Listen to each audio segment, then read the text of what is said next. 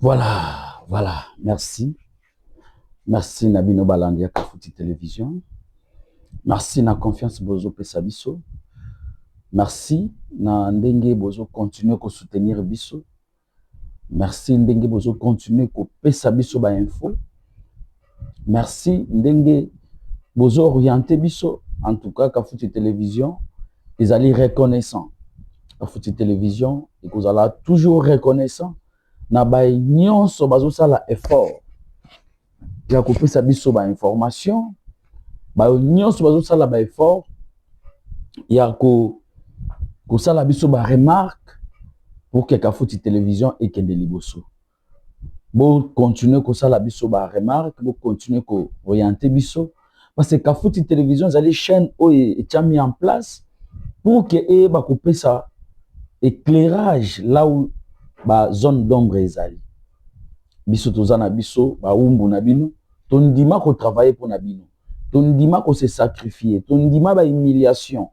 Bato bako critiquer, ba mususu bako critiquer et ba critique wana surtout bako critiquer négativement et ko pesa biso force pour que toi améliorer. Et ko pesa biso voix ya okende liboso. En tout cas bo continuer. Bo continuer musala boko sala ils allaient remarquable pa na biso. Ba bako tindela biso ba info, bazali na ba province. Bana mwanda ba benga kinga. En tout cas merci na bino bana mwanda na ndenge bo benga kinga. Obi kenga moko pe na vanda na mwanda na ebi mwanda très bien que insécurité oyo ya mwanda bandi lelo te. Yango tozo ko interpeller na ba konzike ba yeba kotala situation ya insécurité ozali na mwanda. Ba kambiste ba ko kufa, ba ko kotela bango na bandaku, akokanga azozonga ndaku na nzela ba braquer donc ezoko pesa pasi na bana ya mwanda. Na bana ya Sud Kivu en tout cas longoni na bino hier tolandi tindenge bitumbe bandaki ndenge ba M23 bazali ko sala ba repli bazalendo ba ko taquer en tout cas bo continuer ko tindela biso ba information wana parce que ba M23 selon ba information tozui na bana ya Bukavu ba M23 balingaki ba fongola nzela pour que ba kende vers Kisangani mais ba wazalendo balobi non ba FRDC balobi non ba telemi en tout cas ba kokaki te. Et ba yebisinga bana Bukavu que à chaque fois basalaka c'est basinaka accord ya cesser le fait, c'est le temps où M23 profitaka pour que a zoba territoire mususu. Mais ya tour lobby de 4h ti lobby na 13h na Bukavu na territoire ya Kalae na Baraka plutôt na barrière ya Kalae. Ils allaient qui bitumba depuis 4h, tiba 13h. Et je ne sais pas l'évolution aujourd'hui. Bah, yeba kolanda biso, bah, yeba kopesa biso sur information, il y a site qui vous ndenge bitumba zali ko bunda makuna. En tout cas, longo na nabino. Mais les lots tolinga ki to pesa moi moke éclaircissement. Na marambo ezali koleka oyo banguna ya Congo. Bato bazo linga chef de l'état te.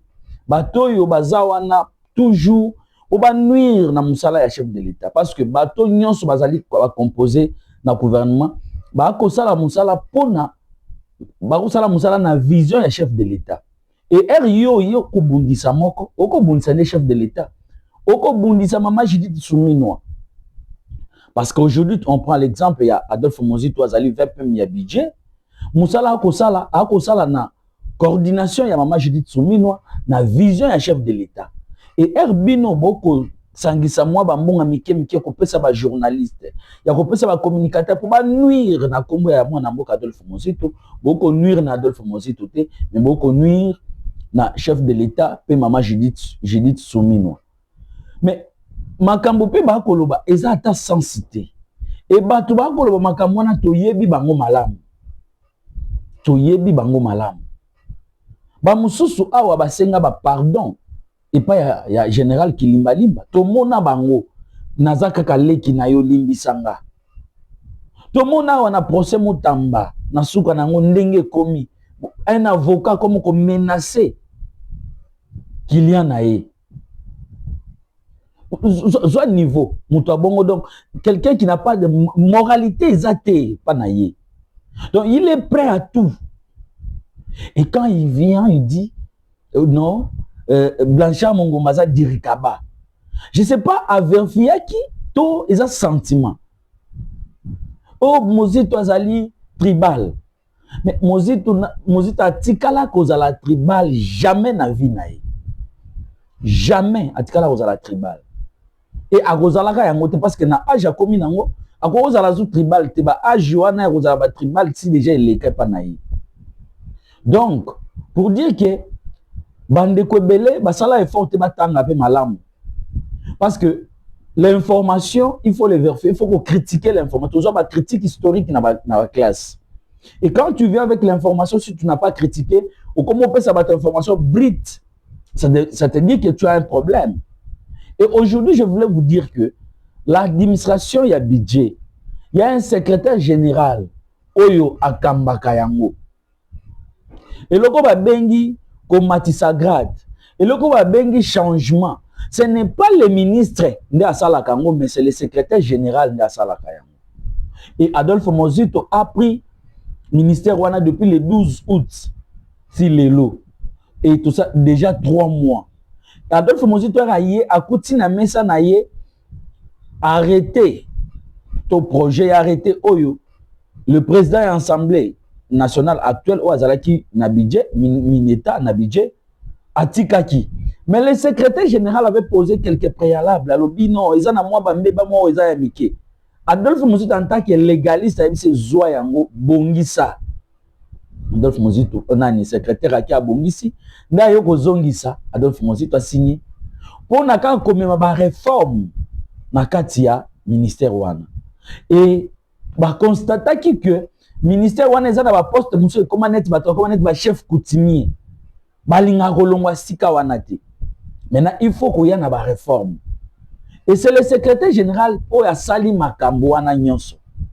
Mais le lot est commis au Adolphe Mozito, les amis d'Adolphe Mozito. Adolphe Mozito, d'abord, les amis. Moi, j'ai commencé à suivre Adolphe Mozito depuis 2017. Et jusqu'à aujourd'hui, natikala koyoka te o association telle, o nini bo natikala koyoka yango te. Parce que biloko wana Adolphe Mozito alinga yango. Adolphe Mozito, c'est la métocratie. Et bateau bazawana ba directeur basa 34. Sur les 34, on balobi katie batu ya kwilu. Sur les 34, il y a que mutu moko ya kwilu. Les restes basa ba province mususu. Maintenant, un ancien rebelle qui a divulgué ba information wana, a les cas ça c'est ba congolais pardon, a yibisa bango que non, ba information ngana pesa ki ezaki ya mabe. Parce que tu yebi passé na to linga kozonga na passé na to yebi ke oyaka kadogo oyaka na babut. Oyaka na babut to yebi ke oloba ki nya Rwanda. Mais to ko takuna te, biso to linga to pesa ka bo solo pa ya peuple na biso. Donc pour vous dire que zana batu belé oyo bako tambola na vision chef de l'état te mais bako bata mabalobi baza na chef de l'état. Adolphe Mozito a yé na gouvernement na appel ya tata mokonzi oya benga ki alobi to sala gouvernement union nationale parce que mboka ezali menacé, nous devons sauver le pays. Mais pour nous sauver le pays, il faut tout ça na mosolo yango Adolphe Mozito ndima qui appelle apesi makanisi n'est pas président de la République, apesi yango et pas mama Judith Suminwa bandimi yango et ba pesi charge ya budget et lelo bomoni ke aye atie touche na ye alongoli budget ezalaki na 16 milliards lelo toke nango na 20,3 milliards de dollars. Et nous on a pour tout résoudre le problème social et à peuple congolais. Il y a des militaires na front. Mais tala ba yinimbo ka balingite que le président de la République aye bako ko réussir mandat na ye. Ba bandi ko bundisa, ba lieutenant au chef de l'état tie pour que ba pousse pas même action na ye na résultat. Donc tozali ko kebisa bango. Balobi ya tcheb na budget kuna a signé arrêté à 150 il y a 500 personnes. Mais yango na lobi ke bandeko bele batanga malamu te. Quel arrêté est-ce qu'arrêté ni négocie à la 500 personnes? Et arrêté nyonso il y a des lois. Pour les ko na 2007, moi je pense que le patriarche Antoine Kizenga a signé un décret moko. Ouais après ça qui li nengni cabinet ko kozala. Il y a ba ministre simple na ba mineta. Et Adolphe Mozito est 20 PM. Et en 2022, le président de la République a joué une ordonnance. Il y a des ministres qui ont composé le cabinet. Nulle part au monde il y a 500. Donc aujourd'hui, ceux qui Makamundeko il y a ancien rebelle wana zoloba ceux qui sont solo, c'est que azali ko juger ba bazali kolo ya Adolphe Mozito ke basali musala te parce que arrêter et resignamer et que dans le journal officiel. Arrêter il faut Madame Judith Soumino ou azali chef du gouvernement amona yango et que na finance pour que bazwa batwana en charge. Maintenant 500 personnes oyo Kadogo ayo yebisa biso que non azana arrêté à 500 personnes azule yango wapi. Donc na ko senga ye azonga pour kaya ko senga bolimi c'est pas ba congolais. Bozo ka ba congolais ko la bizengi na binota. Boko zo ka ba congolais boko sakana ba congolais boité. Boko sakana ba congolais boité. Donc pour vous dire que bande ko belé ba ko tambo en lokuta parce que bazui option il y a qu'on divulguer ba information le kuta ba yeba bandi ko incriminer le ministre tel DG tel pour que DG na benga bango pesa bango moi le meilleur mais pas Adolphe Mozito ko lekate parce que azali muto école wana te. Adolphe Mozito c'est un guerrier. Adolphe Mozito azana rang ya ba mulele azali disciple ba mulele ba kizenga abanga ba intimidation te ba intimidation na ko lekate. Donc toko senga na ndeko oyo biso to yebi ke azalaka rebelle ayaka Kadogo ayaka na babot to yebi ke ndeko afinga général Kilimbalimba to yebi ke ndeko oyo auto menacer Constant Mutamba azali na prison et lelo alinga se transformer comme ça Adolphe Mozito non toko tika yote e yeba ke Adolphe Mozito pe azali na ba oyaye bana na ye bazali bako telemela yo tina suka bako telemela yo tina suka.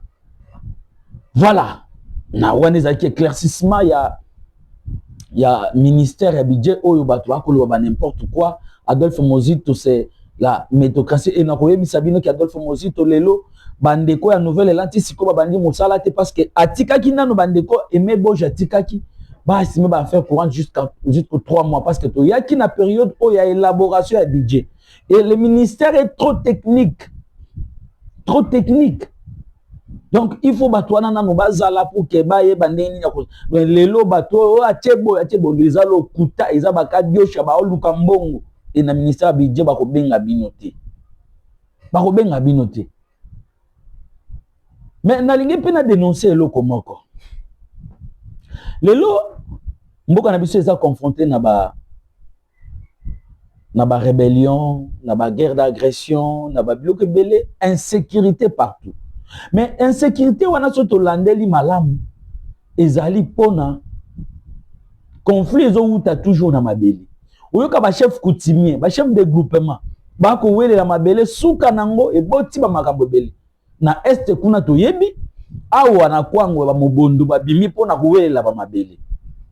Mais j'ai peur bandeko na ngabino ba to landanga j'ai peur que Kinshasa est comme bastion ya ba rébellion pe.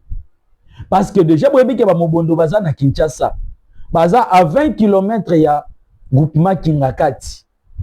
Mais le groupement Kingakati, ils allaient avoir un problème. Il y a 3 clans qui ont imposé Kunato Koyoka. Les clans wana ba imposé Bazwaka, Bimisaka Banfumu, dans tour de rôle. Et clan Oyo Bazali ko imposé ce qui Cédric Toyoka, Cédric Moko Bazo imposé Kunato Toyoka. Bazo imposé Cédric ezali clan wana ko zwa sikoyo te mais le bourgmestre ya Maluku asali nyonso po imposer Cédric wana or tout ezali ya clan oyo azali ko bimisa Cédric te. Donc lelo soki boyoki ke Kinshasa epeli na ba mobondo Kinshasa conflit de terre commis c'est le bourgmestre ya Maluku ba bengi soki Mampa. C'est lui. Les responsables bilo nyonso ko salema na Maluku. C'est Mampa. Na groupement ya na commune ya Maluku ya 10 groupements. Aujourd'hui, je vous parle, il y a 7 groupements où ils allaient na ba problème sérieux, où ils ont risqué et Panza Kinshasa. Et qui est derrière tout ça? C'est Mampa parce qu'ils veulent d'argent. Nabi question ba conflit ye azo profiter azo tchamba tunaye azo teka ba hectare azo ba mbongo. Donc lelo Kinshasa ezali menacé parce que Mampa nda lingi Kinshasa ezala menacé. Yango to ko inviter ba kondignonso bokitana na maluku. Botala na Bukumese Mampa malamu. Mutu ako lingake moto epela na Kinshasa c'est le Bukumese Mampa. Oyo ba groupement kuna nyonso ba komi na ba problème, il est incapable ya ko résoudre ba problème wana. Na groupement bu il y a des problèmes, na groupement Mongata na occupé ba problème et bandi ba na ebiso ke ba groupement tout ezana ba problème. Et lelo avandi na kati ya groupement ya Kingakati. Ba pesi batu bambongo toyoki ono Mampa Kingakati Kabila. Non, Kabila toyebi ke Kabila lelo apona kana ye azali kuna na est naba nanga. Wana toyebi. Mais il faut to landela est Kingakati wana somba ngo kan. Selon ma information, on a vérifié. Kabila somba Kingakati wana avant comme président de la République. À l'époque Azaki général. À l'époque Azaki général. Donc mais le loba tuba lunga ba komisa yango, mais le responsable ba désordre nyonso. J'ai nazana boyela nga saki wana nazwa carnet na ngana tanga ba clan oyo il fallait bimisa batu. Boyela nga saki wana. C'est pas normal lelo carnet. Hein, lelo Kinshasa boko misango net place au bino boko bando sala. Non. Et c'est qui? C'est le bourgmestre. C'est le bourgmestre. Yaka. Merci. C'est le bourgmestre qui veut que, voilà, il y a 3 clans dans Katia, groupement Kingakati. Il y a groupement, il y a clan Mos, Inkunu, na Karo. Et tout Oyo, ezali Karonde, tout Oyo azali wana asilisina na groupe na clan Mos nde bango ba obima ba ikulu déjà basalaki tout ezali groupement ya clan Karo nde fala bimisa mais bazui Cédric pas Mampa le bourgmestre ya Maluku azali ko imposer ye mais azali na clan Inkulu azali ko imposer c'est qui? C'est le Mampa bourgmestre ya Maluku yende. Et batutu ba clan nyonso yokani pour que basala o ba bengi ko sokola maboko parce que na coutume avant toute chose avant ko tia mfumu il faut nana bo sokola maboko soki moko déjà kufaki mais Mampa wana lingité Mampa azali ko imposer Mampa alobi apusi ya ye alobi le 23 et pourtant batu déjà ba yokanaka basala sur les 3 sur les 1er novembre sur les 3 novembre boy Mampa qui a changé et a commis bourgmestre pour que bourgmestre a sengela Cédric wana arrêté dans le ministère intérieur. Donc heureusement bana ya Kingakati batimbelaki sinon lelo mbele makile kotanga yango tomi tuna Mampa azali na problème ne ezali nini pour que ba groupement nyonso ekoma na ba problème na Maluku. Qu'est-ce qu'il est en train de cacher? Et pourtant, Mobondo baza na commune ya Maluku. Baza nango yebisa bino ke baza na village Kindundu. Oza à 20 km ya Kingakati.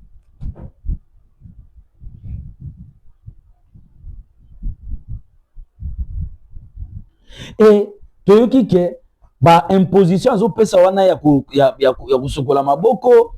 Le bourgmestre a une complicité na procureur moko ba kotanga kuna soki aza na 4e ri toko yoka bongo nyonso na ko sala na ba complicité wana mais bana ya Kingakati balobi te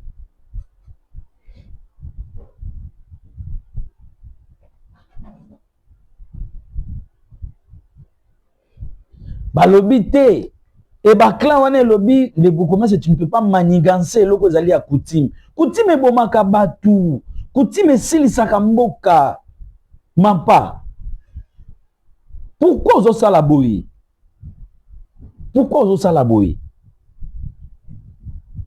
Cédric Olio lingo ko imposer azali en complicité na Platini Mwele na monsieur Laurent. Donc idée na bango ezani idée na bango bandeko na kosuka wana idée na bango ezaka moko ya 14 millions au boyoka na bingi bingi espace ya Kibomango 14 millions wana yango kaka nde ezali. Donc maintenant ba élargir champ ba kotisi Bougoumès ya Maluku Bougoumès ya Maluku a contacté ba oyaye pour que ba imposer Cédric na groupement ya Kingakat et ba ko imposer Cédric mbala moko Cédric aye na village bingi bingi a résoudre azui Platini Mwele a imposé na bingi bingi pour que ba accomplir dossier na bango oyo ya 14 millions au ba faut teka pembeni ya Kibomango. Voilà mampa eloko akosala. Toko senga na bakonzi. Botala mampa bien. Ba mobondo bazala maluku wana botala bango bien. Qu'est-ce que mampa veut? Qu'est-ce que mampa veut? Et n'a encore insisté que baza déjà à 20 km ya Kingakat baza na village Kindundu. Baza village Kindundu. Donc 14 millions lelo et kobeti sabatumi tout 14 millions lelo yo ke comme la gouverneur après sa vie favorable mais même pas mais ba clan oh yoana musa na bango musa qui chef de groupement exact que l'état mutabimisaka ce sont des clans c'est la famille ba famille faut ba yokana yo goya ko imposer bango te pona oluka 14 millions. Je suis désolé. Je suis vraiment désolé. Je suis vraiment désolé. Cet groupement na Maluku baza na ba problème incapable de résoudre. Yo kaka Kingakati. Kaka Kingakati. Ezo bomba nini. Donc voilà bandeko. La dénonciation na biso to vérifier yango. Bokende na Kingakati bokomona ke 3 clans o na uti kotanga bangonde eza censé bavanda et basala ka bapesa ki bokozala tour de rôle tour ezali ya Karo ezali ya Inkunu te o ba ko bimisa Cédric. Donc Bougoumès ya Maluku soko liembongo biso to lingi te ke makila ya ba Congolais tanga na plateau to lingi te makila ya ba Congolais tanga pa ya bandeko na biso ya nini ya babenga bateke to lingi na biso te. Donc soko lié bambongo batu zongisa na koshite na koyebisa bino ete boyebi ke na lobaka na bino awa mingi na musala au général Luboya akosala. Général Luboya lelo c'est quelqu'un à féliciter. Général Luboya lelo a prouvé na mokili mobimba ke vision chef de l'état yende mutazo incarner yango. Yango moni biso to senga ke prochainement il faut ba matisaye. Moni mutu aboye soka komi na sommet ya armée na biso bomona ke armée kozwa forme mususu. To sengela ete meto lobaka ka parce que na armée ba sengela mutu te. Meto ko mona musala ndeko asali na Ituri.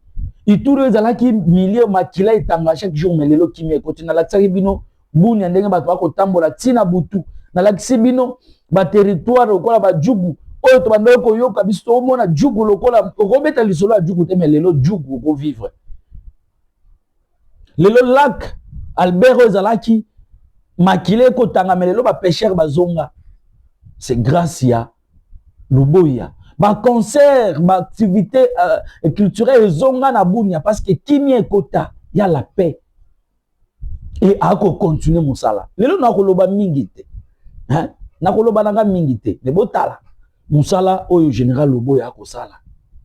Na kolakisa bino botala ga musala oyo ako sala. Chef de l'État bato aboy ba moké. Depuis état de siège ya réussite nango ezala kaka na Ituri. Réussite ezala na Ituri. Bandeko pona commenter mingite parce que ba élément autozu ezali na commentaire boyoka bolanda bien. Donc Luboya c'est quelqu'un oyo il faut te pousser to pesa ye maboko gouvernement a taye maboko pour que ayeba ko concrétiser vision à chef de l'État na Ituri to landa.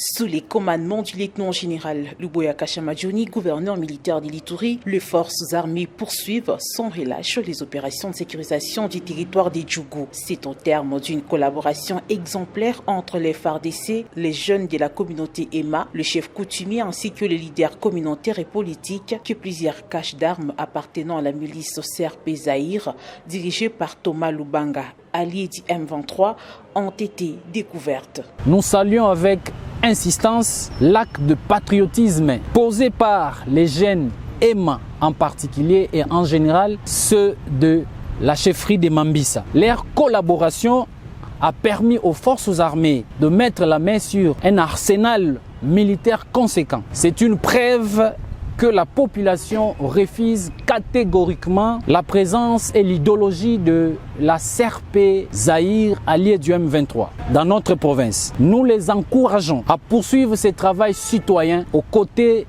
des forces loyalistes. Au total, 8 caches d'armes ont été découvertes. Elles contenaient plusieurs fusils AK-47, de mitrailleuses PKM, des lance-roquettes, plus de 100 chargeurs garnis ainsi qu'un important lot de munitions de divers calibres. Selon les forces loyalistes, ces informations proviennent de jeunes de Mambisa, Banyali Kilo et environ pour certains anciens membres de la CRP Zaïre qui se sont rendus au FARDC après la reconquête de plusieurs bastions rebelles. Ces caches d'armes étaient dissimulées dans plusieurs villages du territoire de Djougou.